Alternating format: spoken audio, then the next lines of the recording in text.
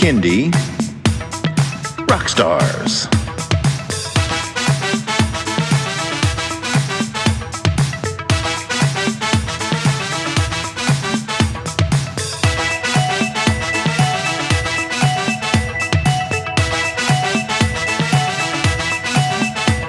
Prepare for a treat, let's meet and greet some bands and singers that are super sweet, making music that's fun for boys and girls. Help them learn about this great big world. Fun for the family, yes it's true, your kids will love it and you will too. Clap and dance and sing aloud, become a part of the Kindy crowd. These songs will make you move your feet and give your ears a great big treat. So settle in, grab your guitars, and let's get to know our Kindy rock stars.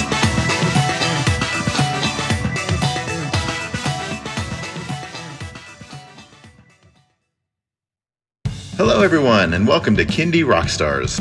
This is the show that gives you the stories behind the songs from some of the best bands and singers that are making fun, informative, educational, catchy, and occasionally silly songs for children and families. I'm your host, Patrick Adams, and each episode of Kindy Rockstars will feature an artist and a featured song. So let's get to this week's show.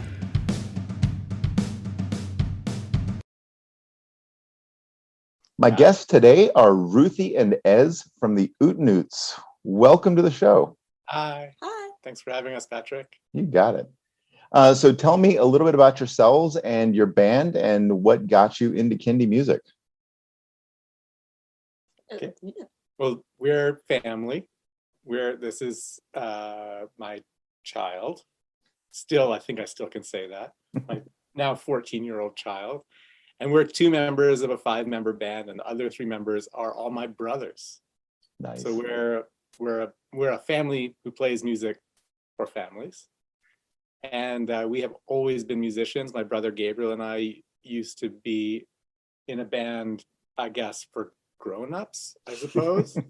But it was always we always had a little bit of a feeling of responsibility for the kind of vibes we put out into the world. You know what I mean? Like there's always this feeling of like, you got to be raising the vibe and making the world a better place and expressing, of course, like, life is layered and textured and, to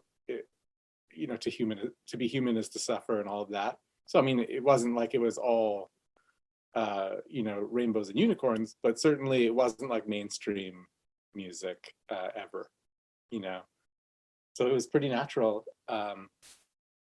It was pretty natural to sort of transition into making music for the whole family. And, so we started doing it actually in 2006 with a production company that was they wanted to make a cooking show for children. It was supposed to be children teaching children how to cook on screen. And so Ruth was just born.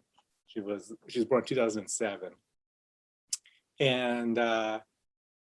And I guess it must have been 2007 then, not 2006.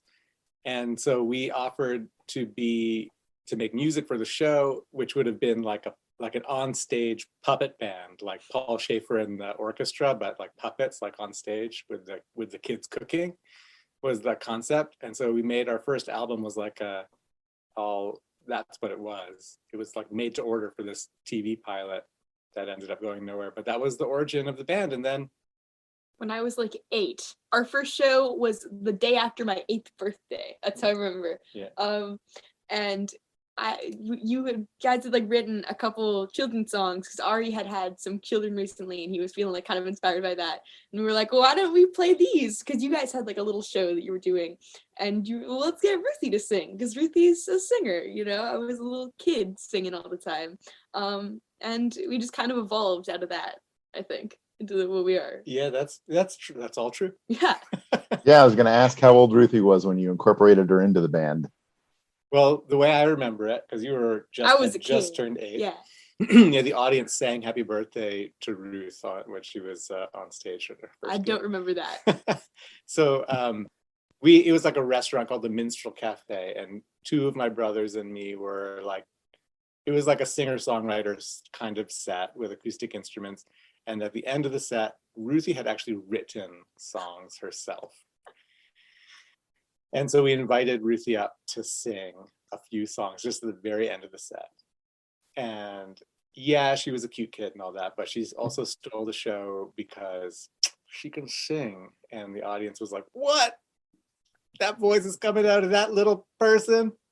And I think we did a cover. Probably we did a cover. I think we did Starfish and Coffee. Yeah, we did. Yeah, We did a cover of Prince's Starfish and Coffee. yeah, and we did 2 original songs that Ruthie. Well, we had written together, but Ruthie was really the primary author of. And yeah, she stole the show, and that was it. We were off and running, so we just love playing music together as a family, and we just wanted to keep doing it and bring a little joy into the world. Yeah. So where did the name the Oot N Oots come from? That actually came from the producer of that TV show, because it's like why is bebop jazz called bebop? It's the same reason that we're called the Oot N Oots. It was just us being silly and scatting, basically, and it was like we were scatting Oot N Oot. That's the true story. It's not a great story, but that's really what it is. Yeah. So do you have a specific audience? I've listened to some of your stuff, and I think it definitely, some of the songs have a very children's music feel, but others are a little more pop-like, and I think for a wider audience. Yeah, well, it's just like good vibration music for everybody, Just we're just being silly and having fun making art together, as a family. Yeah, as long as the vibes are good, and we're always keeping kids in mind, always. And kids are deep. These are sensitive, feeling, full human beings. They we try and I love all sorts of kids music and all sorts of music, and this is not to say that what we do is like better than anything else, but the way that we approach it is like some kids music is didactic, I think is the right word for it, and intentionally so. And I'm not saying it's a bad thing, like that's okay. It's good to use music to teach and to explore the world and all that kind of stuff. And I guess occasionally our songs have like very didactic or strong messages, but we kind of try and approach it like a creation of art, an expression of the soul, a sharing of experience, and so on. And I suppose what makes it kids music rather than adults music is that we always try and model good values and good behavior through doing it, I suppose, is what makes it children's music. Yeah. Gotcha. So one question, as I've been talking with people from other countries, because I think everybody experienced this a little bit differently during the pandemic. So in Canada, how was it for you guys, and what did you do during that time? Did you go online, or how did you kind of work through that? We kind of just didn't do a lot. We recorded an album. We didn't do a lot of stuff. Like we just kind of just stopped performing. Yeah. We did like a little tiny bit online, but we just kind of just didn't. And just recorded, focused on that. Yeah. This is Oot N Oots studio right here. We record everything other than the drums in this little room.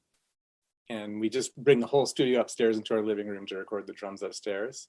And this Zoom camera and computer is like our music studio computer that we're on. And we're all family, and we all live close to each other, so we just bubbled. We bubbled together. It was pretty nice. Yeah, we know a lot of people were lonelier than we were. We were very lucky to have each other. Yeah, sounds like it. Yeah. Now, with your brothers in the band, is there a potential for future band growth? More family members joining? Ooh, possibly. You never know. Well, Elior is taking piano lessons. Yeah. My nephew Akiva, he's going to appear in an upcoming music video, and Eliora provided a little bit of backup vocals on the new album. She's got a little guest spot, and I think who's actually, we call her Ruthie's baby auntie. She's my aunt who is a few years younger than me. Dad's yeah, she wants singing lessons. Yeah. Too. Yeah. So there you go. You never There you know. go. Sounds like there's potential there. Could be. All right. Are you guys ready to get into a song? Yeah. This episode's song is called Pets. So tell me what inspired this song, maybe what specific pets inspired this song? Yeah, this was written by my uncle, Ari. He had a big cat named Moses, who I think I remember him talk. It was like he started with the verse about like scratching at the screen door, at his cat, and just just loving his cat, loving taking care of his animal. From what I can remember from writing it. Yeah, and we all just love our animals, Yeah. And yeah, It's a love song. It's a love song. Pets is a love song. My brother and Ruthie's uncle Ari, he's the lead singer, and he brought the song to the group fully written. This was most of our songs we write together collaboratively, but this is one that he just brought, and we all just loved it, and we all just felt it, and who doesn't love their pets? And it was quite a fun one to record, actually, because there's no like drums, and we've actually never performed this song live, and so we arranged it in the studio and took a fairly, I would say, orchestral approach to the arrangement, I would say. It's like an orchestral pop song, kind of, yes. Yeah. So we had our friends who play with the Okanagan Symphony Orchestra, Sarah and Ashley, who are our neighbors. Actually, they live just across the alley from us. We had them in for a little session, and they played the violins, and we had glockenspiel, and we had accordion, and we had lots of voices, lots of harmonies, and silly little gadgets. Lots of silly little gadgets and noises and sounds. And yeah, so I hope you guys dig it. Great. All right. Well, let's play the song. Here is Ari from the Oot N Oots and his dedication to his cat Moses. Here is Pets by the Oot N Oots.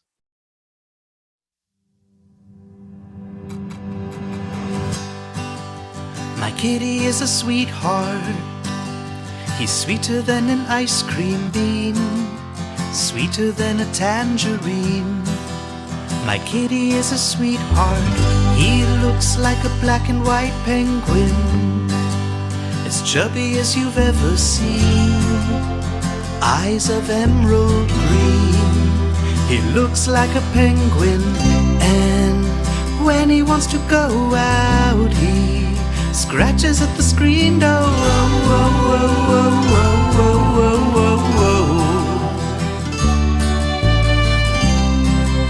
And someone has to get up at least a dozen times a day. But we love our little buddy. I have a pet turtle.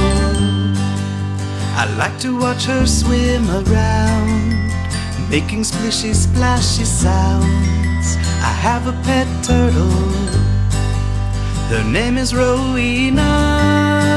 She's the grandmother of the house. She's little bigger than a mouse. We call her Abuelita, and we gotta change her water, or else it starts to stink.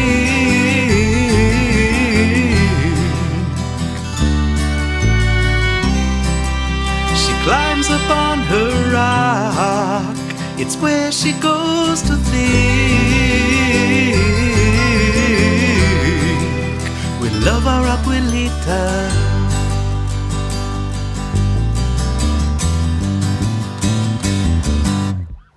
We've got a lot of funny friends around, and every single time I turn around, there's a new friend coming through the door.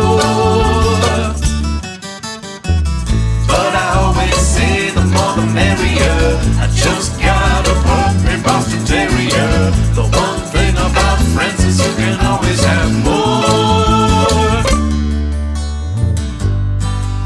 I have a chinchilla. His name is Albert E. Most clever little dude I've seen. His actions speak volumes. I can feel him talking to me very far away. It's like he's in my brain. He's saying, don't forget to feed me. And anytime I go out, I see his little face.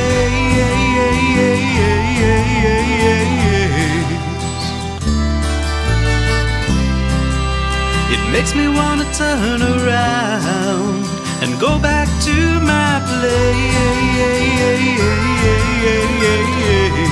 to be with all my little babies.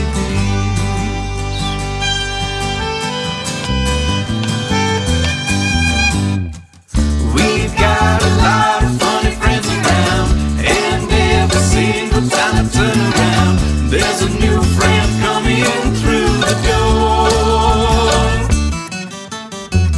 But I gotta say, I'm such a sucker now. I just adopted a schnauzer and a greyhound and a big old floppy-eared bouvier.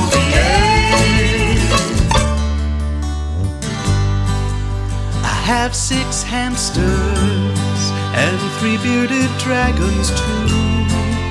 It's like I'm in a zoo and I never stop cleaning.